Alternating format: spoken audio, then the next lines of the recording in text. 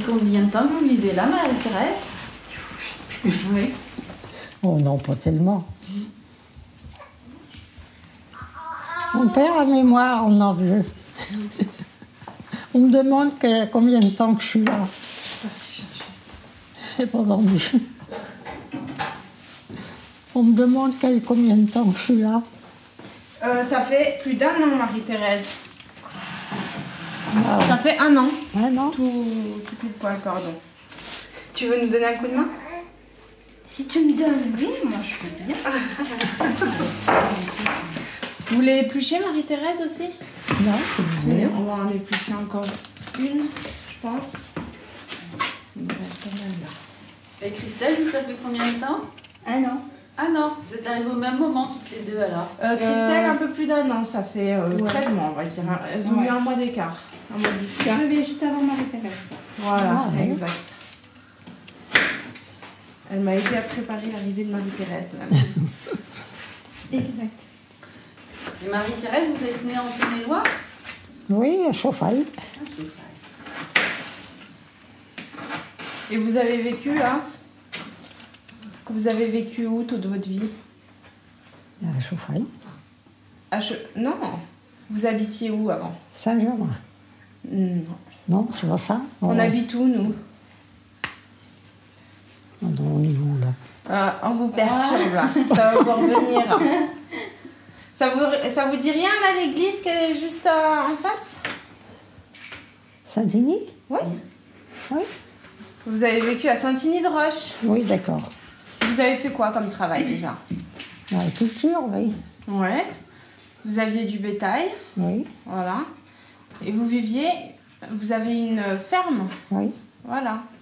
À Saint-Igny, pareil. oui. Vous vous rappelez où? Au Bruyère, non, c'est pas... Ouais, c'est ça, au C'est Bruyère. ça, au Bruyère. C'est tout à fait ça. C'est sur la grande route. Et alors vous, Christelle, vous viviez où avant? Moi j'étais en famille d'accueil avant. Ah oui, Toute petite. d'accord. Depuis l'âge de 79. Depuis 79. J'ai toujours vécu en famille d'accueil. Laurent, tu peux descendre me donner un coup de main pour faire à manger? Oui.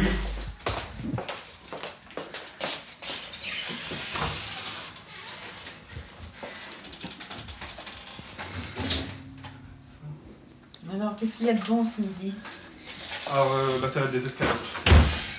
Avec du riz et de la sauce à crème fraîche et à moutarde. Pour faire léger. Comme ça. C'est Laurent qui vient toujours aider à faire à manger. Ah, Laurent, c'est le cuisinier attitré à la maison. C'est incroyable. Hein, moi, d'habitude, il a son tablier. Ouais. Non, je plaisante. Laurent a toujours eu l'habitude de faire à manger. De faire manger. Ouais. Vous vous souvenez quand vous êtes venu ici, Laurent? Oui, je me rappelle. Manu m'a tout de suite plu.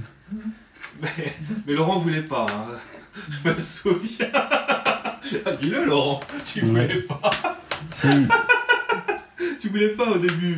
Ah, je voulais pas. Non, mais souviens-toi, on s'est vu une première fois avec les infirmières. C'est moi qui étais venu te voir. Ah oui. Tu disais, ah non, mais moi je suis bien, je veux rester où je suis, hein, je veux pas bouger. Ouais.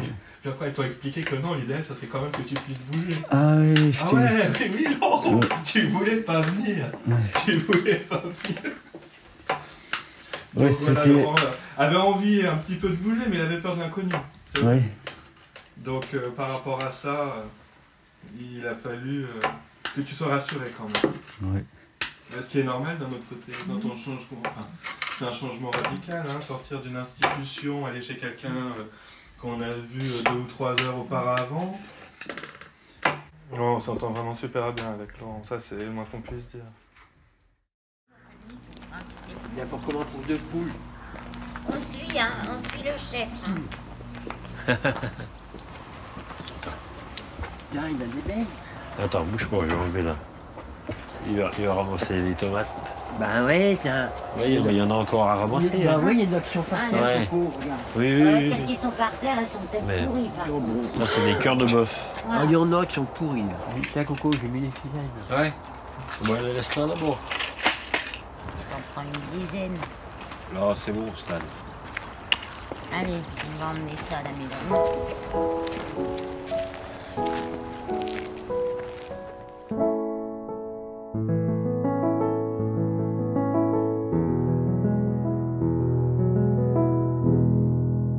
L'accueil familial, c'est en fait une alternative, c'est-à-dire que l'accueil familial a vocation, entre guillemets, à se substituer un petit peu à la famille, puisque toutes les familles ne peuvent accueillir en leur sein des aînés ou des personnes handicapées à leur domicile, pour différentes raisons, soit parce qu'elles n'ont pas la possibilité de les accueillir matériellement, la configuration des lieux ne le permet pas, soit parce qu'elles ont, elles n'ont pas la disponibilité suffisante en termes horaires. Et c'est dans ce cadre-là, effectivement, que l'accueil familial peut trouver sa place. C'est une véritable richesse, à la fois pour l'usager et pour l'accueillant familial, puisque c'est en fait une expérience humaine extrêmement enrichissante, à la fois pour l'accueillant et pour l'accueilli. Alors le département compte aujourd'hui 78 agréments. Donc on a des accueillants femmes ou hommes, seuls ou en couple.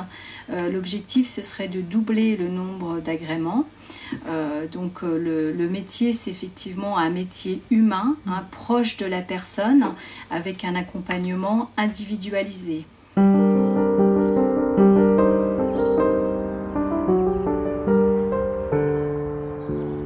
Comment vous êtes rentrée dans ce métier ? Alors ça s'est fait assez par hasard, puisque on était donc dans l'exploitation agricole et on connaissait une famille qui avait beaucoup de difficultés, qui vivait 3 frères et sœurs dans une petite fermette. Et la sœur est tombée malade. Et donc elle est partie en 8 jours. Et les 2 frères se retrouvaient tout seuls et incapables de s'occuper l'un de l'autre. Donc, nous avons fait pas mal de bénévolat, en fait, avec les frères. Et on a rencontré l'association Le Pont de Mâcon. D'accord.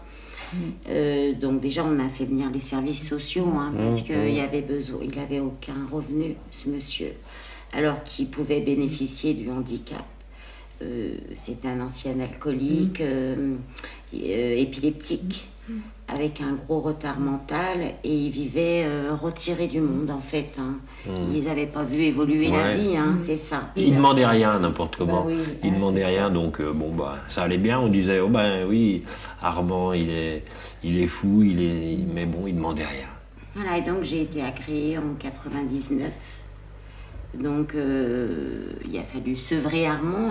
C'était un gars qui avait toujours été dehors. Alors donc, son plaisir, c'était dehors de bricoler, s'occuper de ses lapins. Mais qui faisait très bien, d'ailleurs. Il était très minutieux. Très soigneux. Très soigneux, ouais. C'était tout rangé, c'était tout. Mais bon, il était dans son cadre, il était bien, quoi. Il est resté combien de temps chez vous ? Donc, il est décédé au mois de décembre. Il est resté 19 ans. Ouais. Il est resté donc 19 ans au cœur de votre famille. Voilà. Il faisait partie de... les gens venaient, s'ils ne le voyaient sûr. pas, tiens, il y a Armand et pas là, ou... il faisait partie de la famille. On disait, on voulait lui faire plaisir, on dit, on va faire un tour en voiture, alors, la bagnole.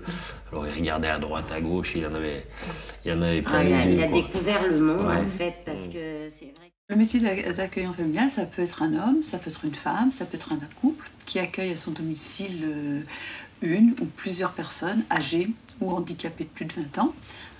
Et il n'y a pas forcément besoin d'avoir une expérience technique dans le domaine. Ça peut être des personnes qui ont une affinité particulière pour la prise en charge des personnes âgées, des personnes handicapées. Il n'y a pas de métier de l'accueil familial comme on peut l'entendre avec un diplôme. Ce sont des compétences à avoir pour prendre en charge des personnes à son domicile. On dit toujours que l'accueil familial, la réussite, en fait, c'est la rencontre de deux personnes, la personne qui est accueillie et la personne qui est accueillante. Et en fait, ça peut fonctionner que si la rencontre, elle existe. C'est à la fois ce qui est bien et c'est à la fois ce qui est compliqué. C'est qu'on a du mal à... Même si on sait très bien que dans notre rôle, on doit avoir se mettre des barrières, on va dire, mettre une séparation entre nous et nos accueillis, mais c'est plus fort que tout, on vit constamment ensemble, donc on aura toujours un lien très proche et on s'attache vraiment beaucoup à nos accueillis. Et c'est pour ça, c'est ce que je dis, c'est ce qui est à la fois difficile et à la fois, voilà, ça nous apporte énormément aussi. Oh mon Dieu, j'ai fait un peu pour... Vous dites que c'est difficile, notamment au moment des départs, par exemple? Des départs, oui. C'est très difficile de vivre les départs. C'est très difficile de les perdre, on vit avec eux, donc pour nous je vais partir, parce que tu vas pleurer. Je sens que tu vas pleurer. Non, après si ta bonne situation, ton foyer et tout ça, au contraire, je serais contente parce que je t'aurais, voilà, on pourrait dire que je l'aurais aidée dans la bonne voie et elle aura eu, parce que c'est son but aussi d'aller en foyer, de vivre en appartement et tout ça, donc moi au contraire je serais contente. Je sais que tu vas verser des larmes. Mais ça c'est sûr, ça fait mal au cœur quand on... Bah oui. C'est ça. C'est pas une tomate ça, Marie-Thérèse? C'est un poivron. Après quand c'est les personnes âgées c'est différent. Ouais. C'est un autre mode de vie. Et c'est très attachant on va dire. C'est attachant parce qu'on s'attache beaucoup et puis voilà, on sait qu'ils sont là, ils vont rester avec nous, on prend soin d'eux. C'est comme si on avait nos grands-parents à la maison et voilà. C'est toujours agréable de voir ça. Voilà. Ouais. Moi j'ai pas vécu ça moi avec mes grands-parents. Oui, voilà. Tant j'aurais aimé, mais bon. Voilà, donc Marie-Thérèse, c'est un peu devenu votre grand-mère ici. Oui, Marie-Thérèse, c'est un peu ma grand-mère. Exactement. En gros. Bah, moi, je le prends un peu pareil, quoi. J'essaye de je me dis que je dois m'occuper d'elle un peu comme si c'était ma grand-mère. Donc en fait, je voulais que vous nous racontiez comment vous aviez découvert ce métier, d'où ça vient. Alors l'accueil familial, en fait, c'est parce que ma mère est accueillante familiale. Voilà, donc il n'y a pas de secret. Donc elle a commencé ce métier-là il y a une trentaine d'années. Et elle le continue encore. Donc bah, voilà, j'ai pas eu loin à chercher pour connaître l'accueil familial. Et donc c'était une vocation qui s'est déclarée très tôt alors? Ah non, pas du tout, parce que quand j'étais adolescent, je pensais vraiment pas faire ça. Moi, je voyais que les mauvais côtés. Hein. C'était ma mère qui était chez elle, on pouvait pas bouger, elle ne pouvait pas bouger.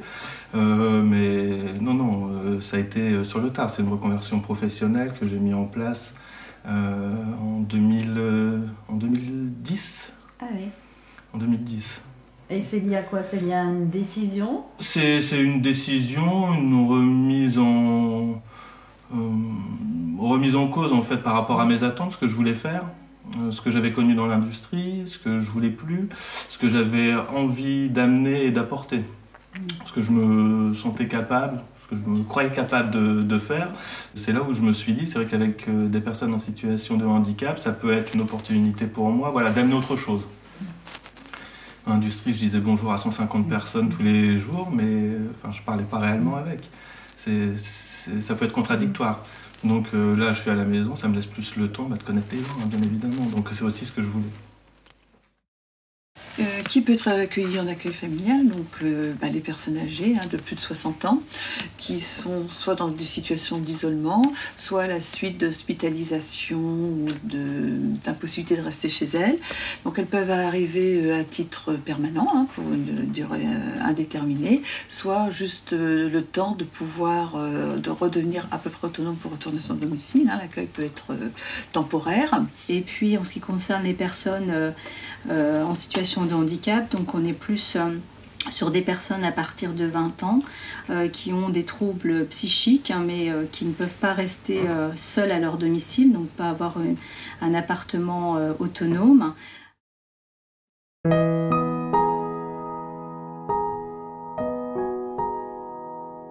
On va tous y passer dans la vieillesse déjà, donc il faut y penser.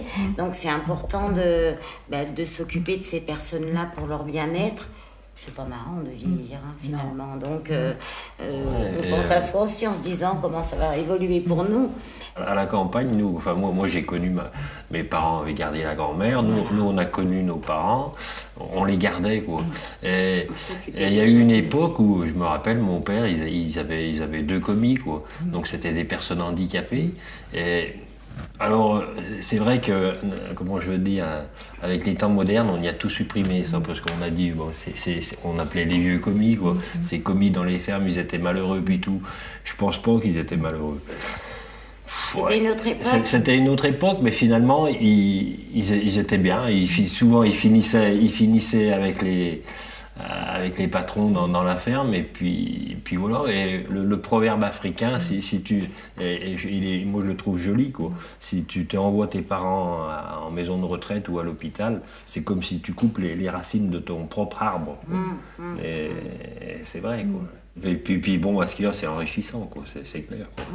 Quand tu vois des gens qui se trouvent bien, qui sont heureux, bon, c'est super, quoi. Qu'on refait leur anniversaire, tout ça, comme Stan. Mais il pleurait le premier anniversaire qu'on a fait. Il nous a dit c'est la première fois de ma vie qu'on fait mon anniversaire. Bah, c'est super, quoi. C'est super. Alors, quels sont les liens de vos résidents avec votre propre famille?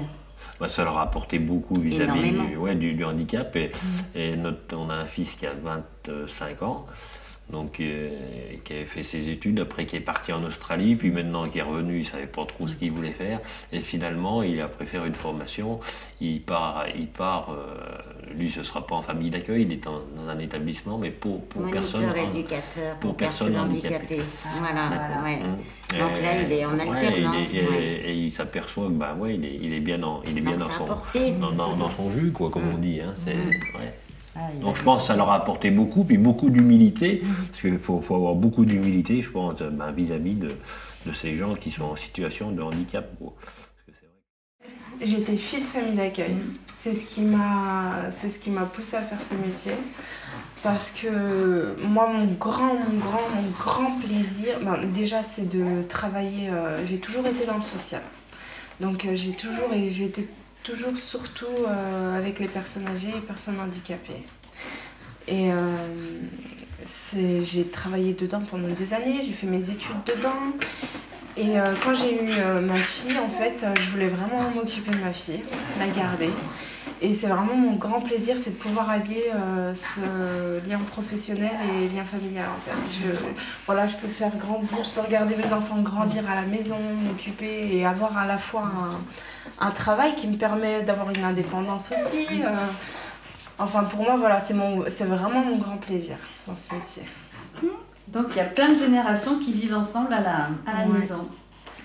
C'est intergénérationnel, voilà. Et oui. Oh. C'est Marie-Thérèse la doyenne et Imran le tout petit. Le dernier. Alors raconte ce qui se passe à la maison, vas-y, dis. Il y a du monde, il y a Christelle, il y a Ginny, il y a Marité. Oui. Fais sourire, moi. Oui. Tu fais des sourires, Marité? Alors le métier d'accueillant familial est un métier, je dirais, particulier, qui nécessite des qualités humaines certaines. Et dans la mesure où l'accueillant familial a vocation à accueillir des personnes qui sont fragilisées, le département surveille, contrôle tout du moins l'agrément qui est donné à ces accueillants afin de vérifier les conditions d'accueil et que l'accueil puisse se faire effectivement dans les meilleures conditions de sécurité et d'encadrement qui soient au niveau de l'accueillant. Alors pour être accueillant, il faut avoir 18 ans, pouvoir mettre une chambre à disposition de la personne accueillie, qu'elle fasse au minimum 9 mètres carrés et que l'accueillant puisse être disponible pour l'accueilli. Pour les candidats qui souhaitent avoir un agrément à l'accueil familial, la personne dépose un dossier administratif, à la suite duquel il va y avoir une visite à domicile, sur lequel on va lui demander un petit peu les motivations qui le conduisent à faire cette demande pour accueillir des personnes âgées ou des personnes handicapées ou des personnes âgées et des personnes handicapées. On va vérifier un petit peu leur motivation et leur capacité et compétences pour pouvoir assurer une prise en charge en fonction des personnes qu'elles vont accueillir. On va aussi leur demander un entretien psychologique qui va avoir pour vocation aussi de vérifier que le projet a été mûri, que la personne a bien vu tous les avantages, les inconvénients.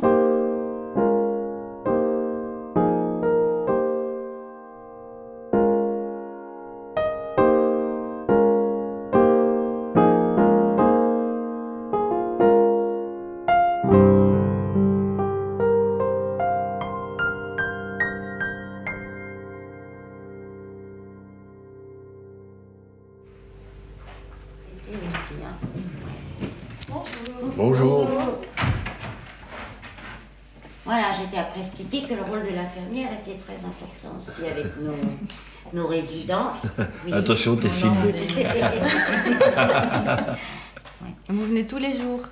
Tous les jours, même les week-ends et jours fériés. D'accord. Pour toilette, soins? Aide à la toilette, ouais. Et puis soins quand il y en a. Voilà, là il y en Un avait. pansement, là il y en avait, ouais.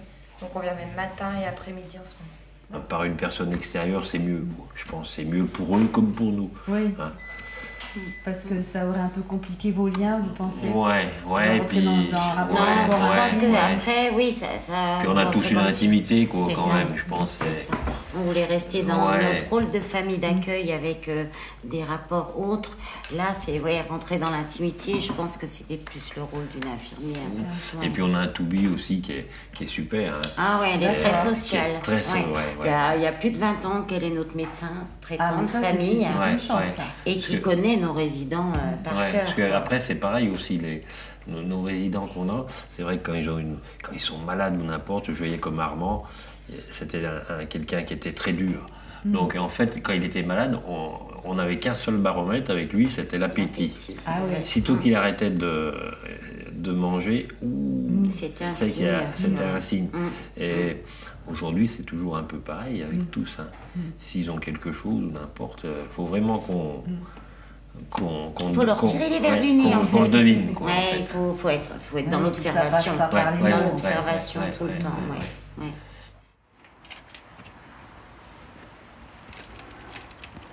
Alors j'ai 3 accueillis pour le moment, donc c'est le maximum qu'on puisse avoir. Vous faites de l'accueil de personnes handicapées. Oui. Ce sont des handicaps assez particuliers.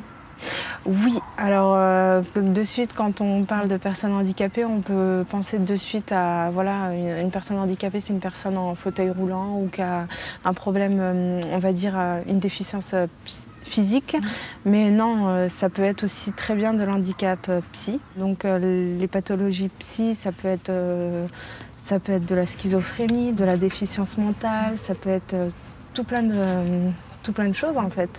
Et au fur et à mesure, en fait, quand on vit avec eux, on apprend et on essaye de les aider au mieux. C'est vraiment du cas par cas, de toute manière. C'est vraiment du cas par cas, exact. Chacun a sa personnalité, chacun a sa pathologie différente et en fait, on apprend à les connaître et on essaye de faire au mieux. Moi, ce que j'essaye de faire déjà à la maison, j'essaye de les mettre dans un cadre rassurant et d'éviter de leur rappeler ça. De les faire vivre, on va dire, à la maison en tout cas, de les faire vivre comme, on va dire, en gros, une personne qui n'a pas de difficulté. Voilà, je ne veux pas leur faire rappeler cet handicap ou ces souvenirs qui peuvent être blessants tout le temps au quotidien. Et pour l'accompagnement des personnes âgées, ça c'est un petit peu différent parce que c'est des personnes en perte d'autonomie. Oui. Par exemple, moi j'ai fait beaucoup d'accueil pour des personnes qui ont perdu leur autonomie liée à des pathologies Alzheimer. Et j'ai fait des fins de vie. Je pensais pas en fait. C'était pas mon but d'aller jusqu'à la fin de vie. Mais comme je vous dis, quand on vit avec eux et qu'on se dit si on peut leur offrir les meilleures dernières heures de leur vie, pourquoi pas le faire après tout. Et vous, qu'est-ce que ça vous apporte ce métier? Le fait, je sais pas si je vais le dire correctement, me dire que je suis utile. Me dire, et puis c'est la base, pourquoi j'ai voulu faire ce métier-là, c'est me dire, je pense qu'il y a suffisamment de personnes qui sont dans des CHS qui peuvent être stabilisées et qui pourraient prétendre à d'autres choses, plutôt que d'être enfermées. Je pars en vacances avec mes pensionnaires, je pars en week-end avec mes pensionnaires, je vais à la piscine avec mes enfants, mes pensionnaires. J'essaie vraiment de les intégrer au plus de choses possibles pour me sentir utile, pour me dire aussi, mais c'est normal aussi qu'ils puissent en bénéficier de tout ça. Enfin, je considère vraiment que c'est mon rôle. Pour moi, l'accueil, c'est ça. C'est ça.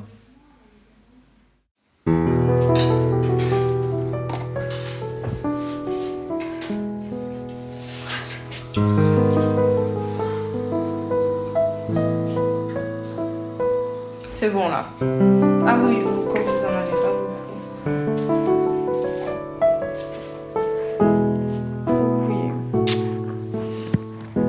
Alors, en quoi consiste le gré à gré?